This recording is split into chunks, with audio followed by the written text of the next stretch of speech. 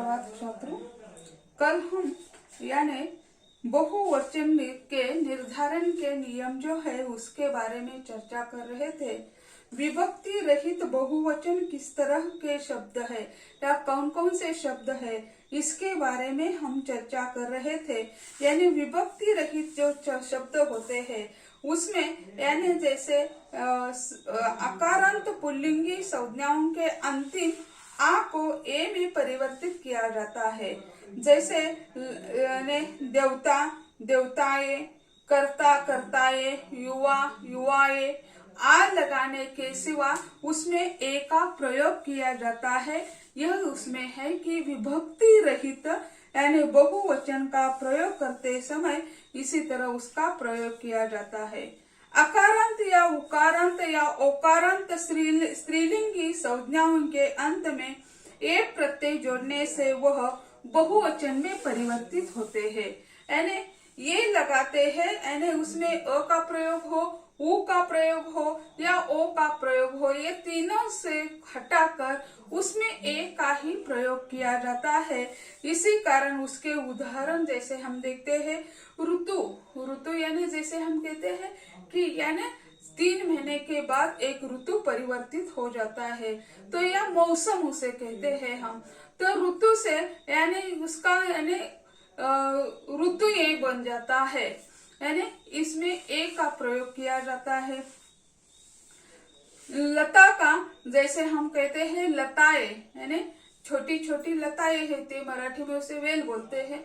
तो यानी लता का यानी बहुवचन यानी ए लगाते हैं तो बहुवचन हो जाता है। जैसे गौ का गौवे ये लगता है, एक गाय होती है।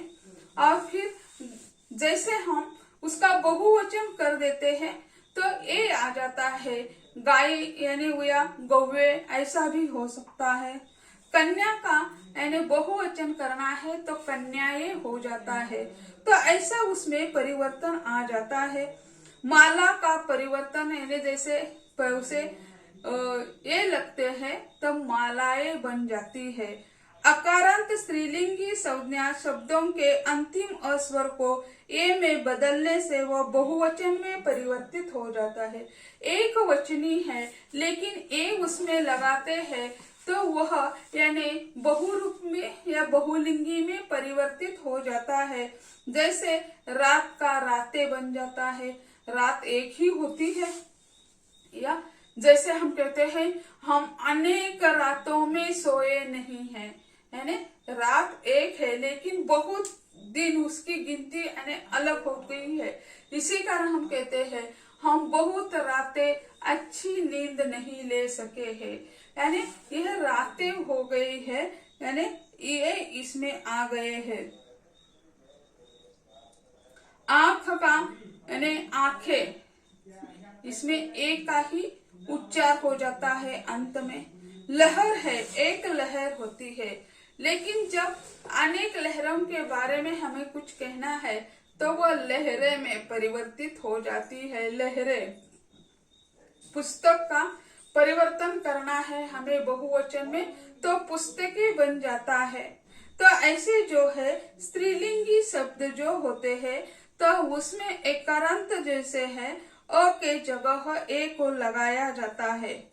इकारांत स्त्रीलिंगी शब्दों के अंत में या प्रत्यय जोड़ने से वह बहुवचन में परिवर्तित होता है।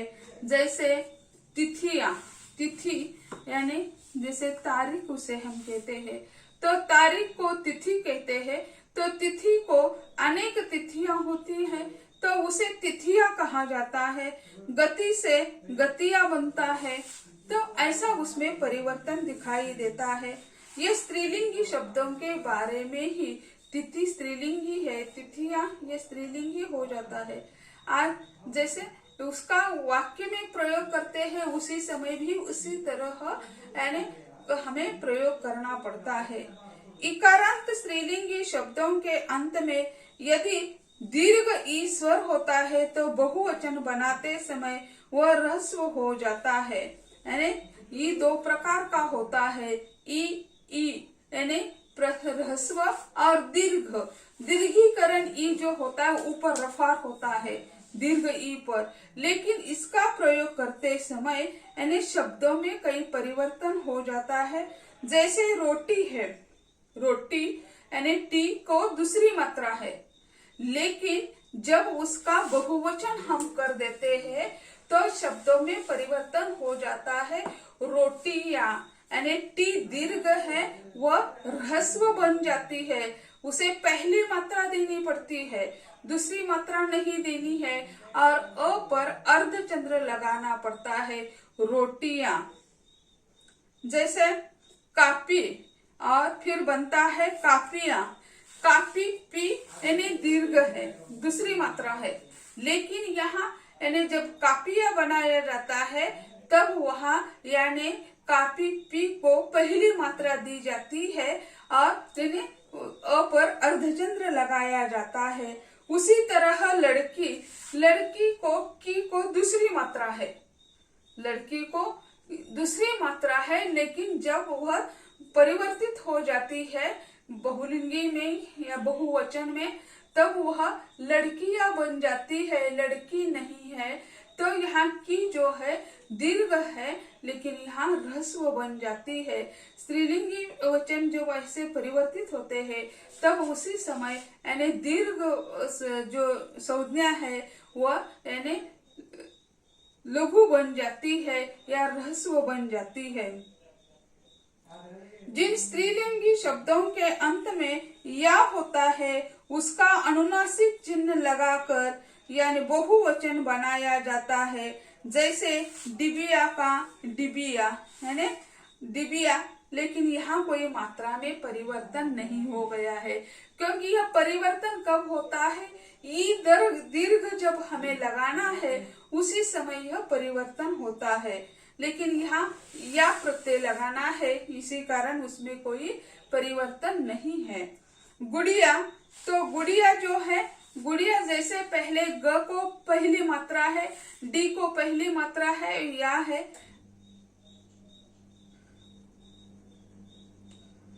चिड़िया, चिड़िया है, लेकिन यहाँ जब उसका बहुवचन बनाना है हमें तब उसी समय य पर अर्धचंद्र लगाना पड़ता है, और जब वो चिड़िया का चिड़िया ऐसा बन जाता है यानी बहुवचन में रूपांतरित हो जाता है।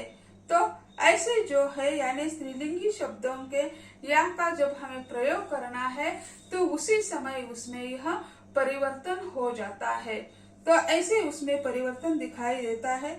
उर्दू शब्दों के बहुवचन कई रूपों में मिलते हैं। उर्दू शब्द जो होते हैं उसके कई परिवर्तन हमें दिखाई देते हैं बहुवचन में। उर्दू के कई शब्दों के बहुवचन बहुधा हिंदी प्रत्यय लगाकर ही बनते हैं।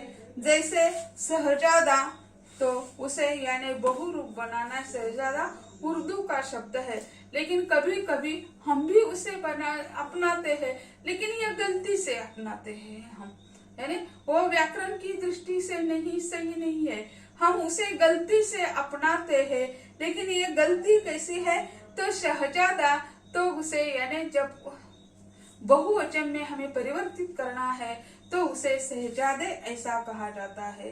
तो शादी और शादियां, यानी जैसे इस साल हम देखते हैं कोरोना की महामारी में यानी शादियां, बहुत सारी शादियां रुक चुकी है, यानी एक शादी रुकी नहीं है, बहुत सारी शादियां रुक चुके, तय हो गया सब कुछ, यानी खरीदारी हो गई, सब कुछ हो गया, लेकिन अच्छा माहौल नहीं है, इसी कारण शादियां रुक गई है। तो यानी शादी से शादियां यह पर अर्धचंद्र लग जाता है। बेगम से बेगमे, खाला से खालाए, यानी खाला यानी बुआ, कोई खाला ऐसे कहते हैं, तो खालाए ये अर्धचंद्र लगाया जाता है उस पर। ये यानी उर्दू के शब्द है वह भी हिंदी की तरह ही परिवर्तित हो जाते हैं। अप्राणीवाचक संज्ञाओं में बहुता आत जोड़कर बहुवचन में परिवर्तन किया जाता है।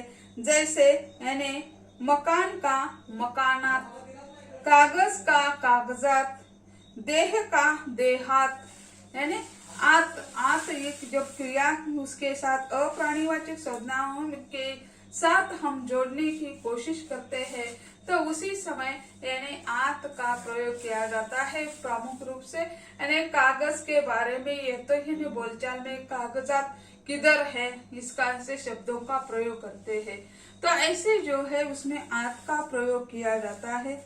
जिन मनुष्यवाचक प्राणीवाचक संज्ञाओं में बहुधा आन जोड़कर उसका बहुवचन बनाया जाता है। उदाहरणार्थ यानी मालिक का मालकान, साहिब का साहिबान, यानी जैसे यह बोलचाल के शब्द है। यानी जैसे हम देखते हैं कि यानी डॉक्टर की पत्नी डॉक्टरिन बनती है, मास्टर की पत्नी मास्टरिन बन जाती है। तो ऐसे जो है ये है मालिक की पत्नी जो है मालकिन बन जाती है और साहिब की पत्नी जो है साहिबान बन जाती है। यानी यह बोलचाल के लिए यानी एक दूसरे को मान सम्मान देना या अपनी परंपरा के अनुसार यह चलता हुआ दिखाई देता है। तो उर्दू शब्द जो हिंदी भाषा में आए हैं तो उसका इसी तरह प्रयोग किया जाता है।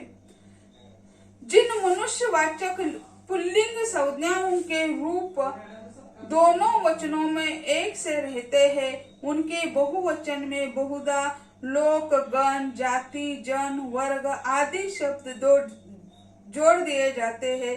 जैसे राजा लोग, ऋषि लोग, तारांगण, बालकगण, देव जाति, विद्वज्जन, पाठक वर्ग आदि। यानी ये जो शब्द है तो बहुत लोगों के लिए यह जोड़ दिए जाते हैं।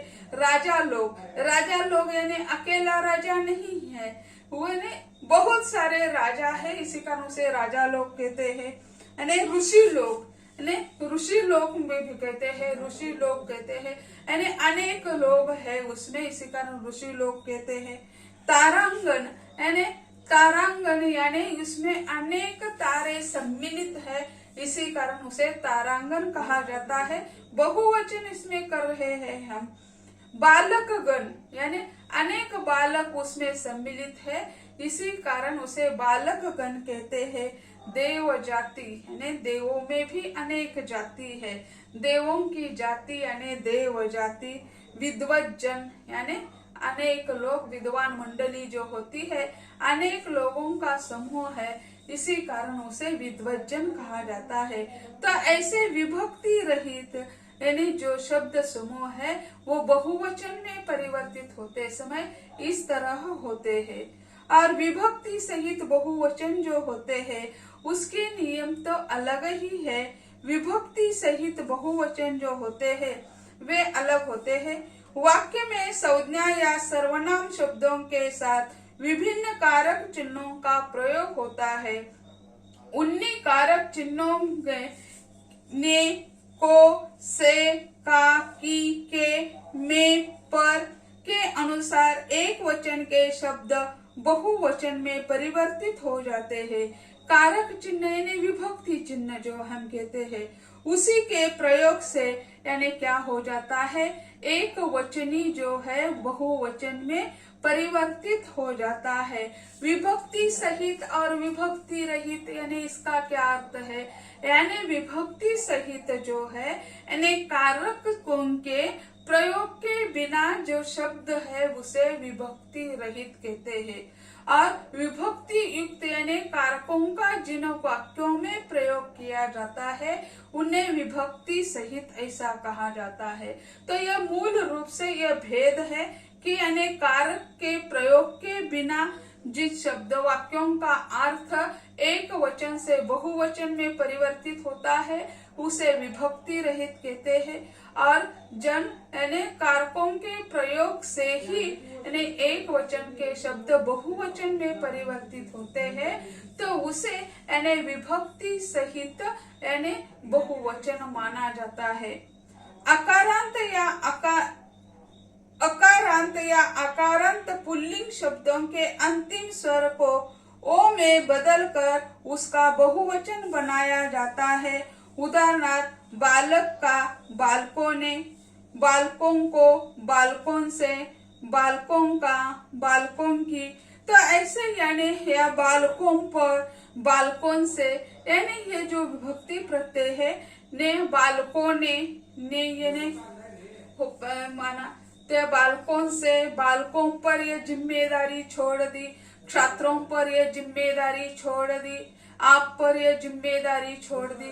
तो ऐसे जो है यानी मैं पर से यानी जो है यानी मैं पर का की के ने ये विभक्ति प्रत्यय जो है उसका प्रयोग करने से एक वचनी बहुवचन में परिवर्तित हो जाता है।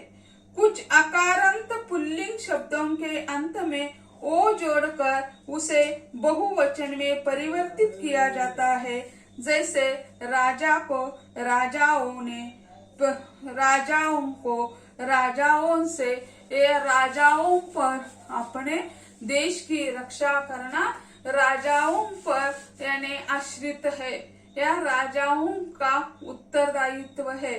तो ऐसे जो है वो पर या राजाओं ने राजाओं को यानी यह जो है हम कर जो देते हैं वह राजाओं को देते हैं।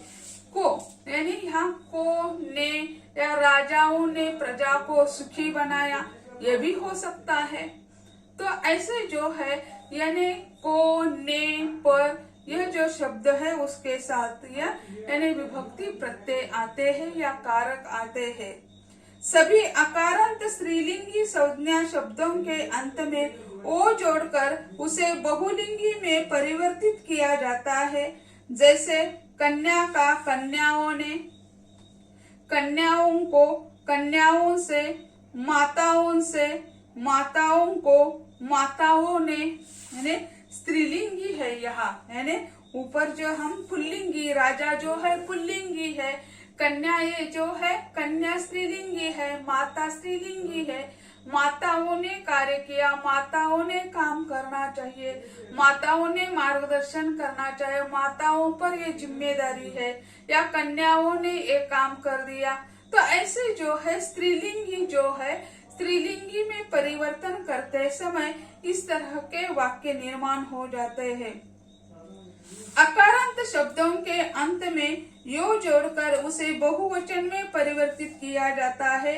जैसे विधि से विधियों ने, विधियों को विधियों से, यानी इकारांत जो शब्द है इसमें यो जोड़कर यानी उसका प्रयोग किया जाता है, तब यानी विधि से शब्द बनता है विधियों से, या विधियों को और विधियों से, या पति से शब्द बनता है पतियों ने, पतियों को और पतियों से। तो ऐसे शब्द यानी इकारांत शब्दों के अंत में यो जोड़कर उसके बहुवचन में परिवर्तित किया जाता है। तो आज यहाँ ही हम ठहर लेंगे। अगले लेक्चर में यानी ये विभक्ति सहित जो वचन है उसके बारे में चर्चा करेंगे। धन्यवाद।